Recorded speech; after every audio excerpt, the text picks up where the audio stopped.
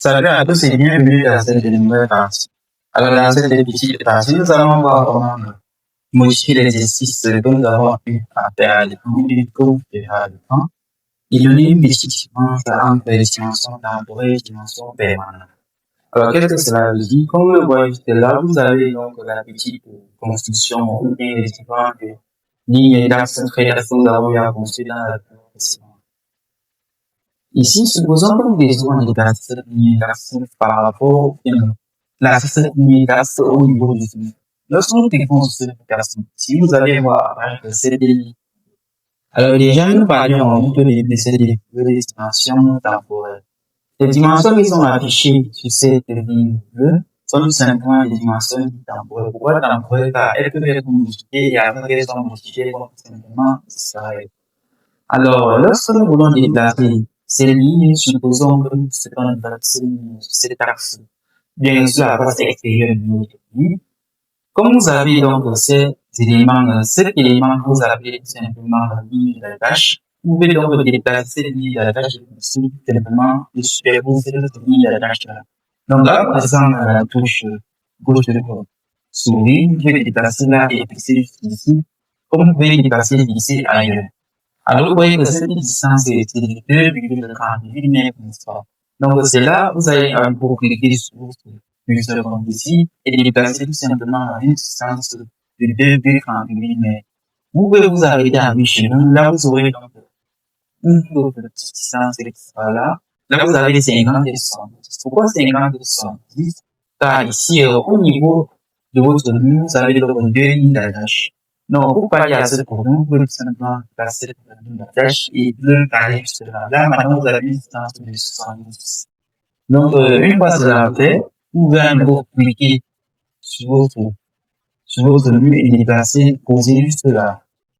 Donc, là, vous allez ouvrir l'axe, poser là où vous voulez poser cela. Maintenant, admettons que les personnes va ici, et remettons là. Admettons que vous souhaitez déplacer cet axe ici, jusqu'à le placer au centre de ce.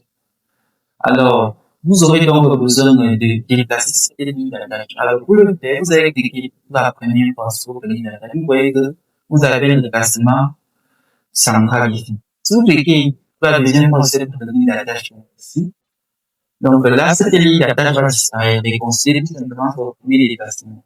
Si vous cliquez à nouveau sur cette ligne d'attache, vous aurez tout simplement un nouveau clone de cette ligne d'attache qui sera sur la face extérieure du point.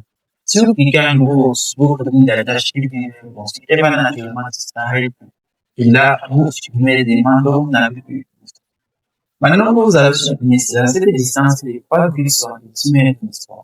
Pour déplacer donc cet élément, si vous bien cet axe de sa position actuelle au centre de ce but, vous n'aurez donc à ramener cette value à 0. Donc là, vous avez seulement à 0, 0, taper en. Donc lorsque vous tapez en, vous voyez que votre trait d'axe est placé pratiquement cette distance, mais de sa position de départ vers le centre de ce. Vous voyez donc l'importance majeure que jouent ces éléments qu'on appelle les lignes d'attache. Alors, ces éléments marchent dans les griffes sur les murs également. Si vous cliquez sur le mur, par exemple, là, vous voulez déplacer ce mur par rapport, supposons, vous souhaitez déplacer le centre de ce mur au niveau de cet axe.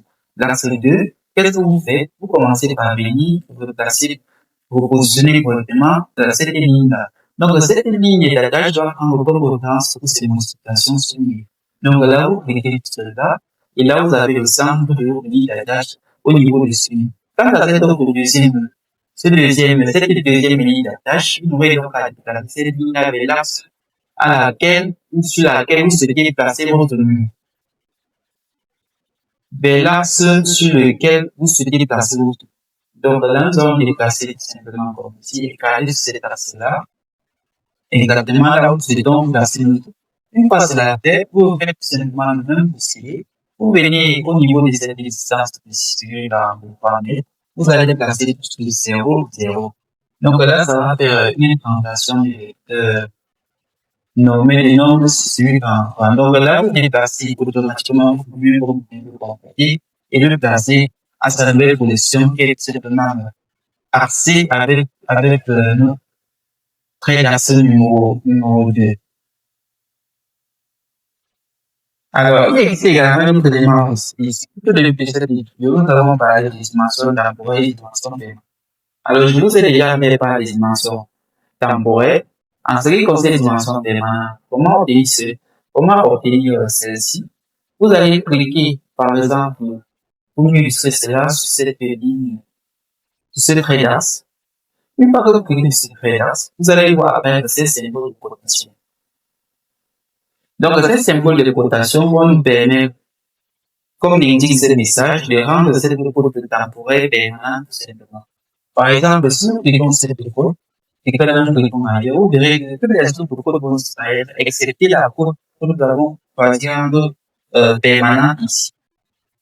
C'est très intéressant, n'est-ce pas? Donc, vous verrez que nous n'aurons plus besoin, ou bien trop besoin des lignes de cotation, ou bien des cotations ici, pour coter votre dessin le plus rapidement possible. Alors, qui dit ligne de code dit également la possibilité de modifier cette ligne de code là. Donc là, par exemple, c'est énorme. Lorsque vous fermez comme ceci et que vous déplacez comme cela, vous verrez que ça va, le déplacement va s'effectuer sans déplacement de son trait de code. Maintenant, lorsque vous ouvrez et que vous effectuez un bon déplacement, là, vous aurez donc le même résultat. Appelons qu'il est également possible ici, comme normal, de supprimer cette ligne ici, bien déplacer par rapport ou en servant seulement cet élément. Rappelez-vous, cet élément va permettre donc ici de faire glisser tout simplement la référence. Donc, lorsque nous avons 6,1 mètres ici, sa référence ici est prise à 0. Donc, si vous avez 0, qui renvoie tout simplement à sa référence. Maintenant, il est également possible de déplacer cette trait de code là, comme ceci. Donc là, lorsque vous voyez le champ de forme, vous pouvez donc effectuer tout simplement une translation. Et naturellement, il est également possible de supprimer cette code là. Alors, c'était tout pour cette petite réparation. Nous mettions donc à analyser un élément très passager, mais très important en même temps pour la construction des équipements dans la rue. On se retrouve donc de l'autre côté pour la suite de cette formation.